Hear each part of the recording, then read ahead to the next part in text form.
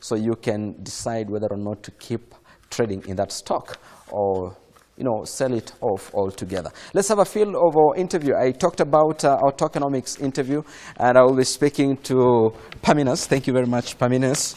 I want us to talk economics now. Yes. Now, basically, you can just give us an introductory of yourself. We appreciate you, by the way, for making it to Inside Business, and we want to understand Perminus from Landlord Holdings. Yes. What is this institution about, and what do you do?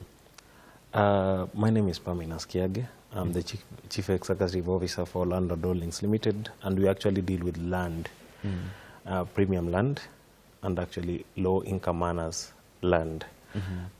We basically do buy and sell land.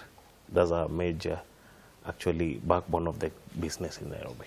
Yeah. So before we get to details of what you're about, let's have a feel of how you began off. We are looking at a situation where we have very many youth currently who are job seeking. You just seen that report we highlighted about Zimbabwe, where in fact now citizens are saying we are not getting enough jobs, so even those who are working do not want to go to work anymore, so they are opting to stay at home.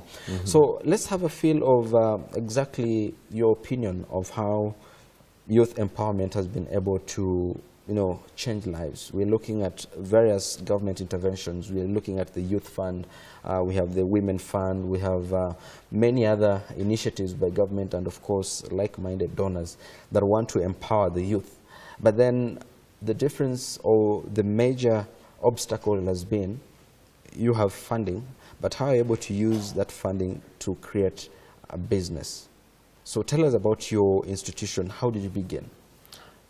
For us, actually, we applied for the grants from the youth funds from a donor, and actually we went through with a proposal. Before we took the proposal ahead, we had initiated starting of what we had we wanted to do. Yeah. So the moment we actually got the proposal to the donor, we were given grants, and that's how we started. So mostly, I want to say that most of the youth don't actually take into so much into the same to actually give the proposal of what they want to do. They go for the money, they get the money, they don't know what they are supposed to do with the money. So I can advise that the youth should start with a proposal which already they have an initiate, so that they can actually do whatever is supposed to be done with the money when it comes. Don't get the money, then go for whatever you wanted to do. You may start thinking like, let me do something else. Something that I saw maybe Zawadi doing, I want to do it also. So we are not of the same. You must have something in touch first, then you go for the funding. Now, I think you raised a very important aspect there. We have so many people who want to get funding. For them, it's just about making some money or getting some money from an institution, and they'll figure out later what they want to do with this money. So what happens, 90% of the time you find guys copy-pasting proposals. I saw a proposal that worked in a certain organization, can I get it?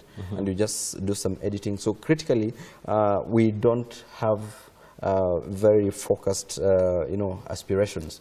Which brings me to my next question, which is, how then do you ensure that as a youth organization or as a group of youth who want to set out on a venture, you have all your intentions in sync, you have your aspirations and all your plans in sync? How do you ensure that you guys are a team and you're working and moving together as one?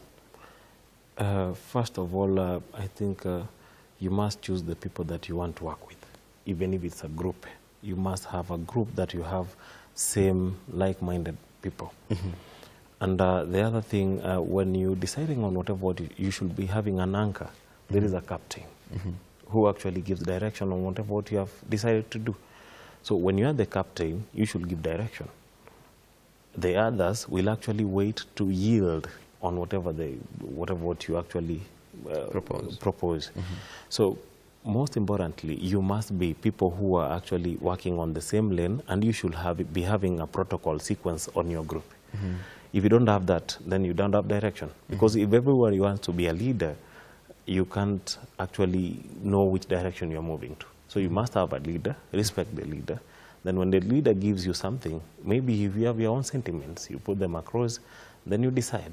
You come on a same level, you agree on the same, how you want to move ahead. So the most important thing, I think, is actually, first of all, have a direction. When you have the same like-minded people, you have a direction that you're moving to, that one is easier for you. Yeah. Maybe take us through your own experience. What was your intention? How did you formulate this idea through to funding? First of all, when I got wind from a friend of about the funding, and I had gone to funding from the government of Kenya, and you know that one takes a little bit more time, but we applied all the same, and it wasn't an easy way that we actually went and actually got everything. We had the idea, and I was the captain, and I'm still. So with the respect of the other group members, whatever they gave me, now landlord came into mind, because we are the landlords. That's where the name came from.